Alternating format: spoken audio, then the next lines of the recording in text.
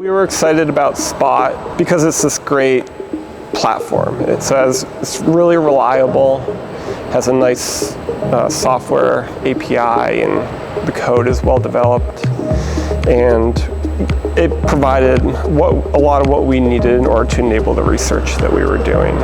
So we're investigating techniques to develop high-level representations of an environment in real time.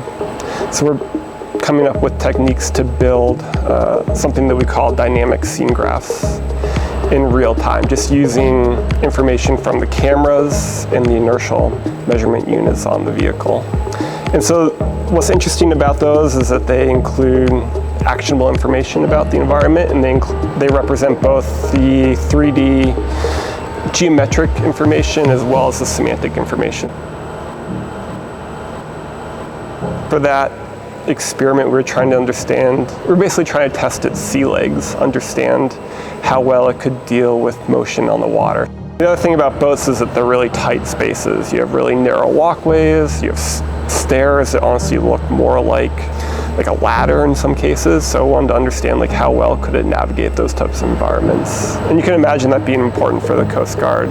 Often they have situations where they need to go onto a ship and they might need to search that vessel for different types of illicit material or something like that. And so the boat can often be, it can be dangerous sometimes. There could just be fumes or gases or toxic chemicals. And so if you could send a robot in, that could make their lives a lot easier and safer.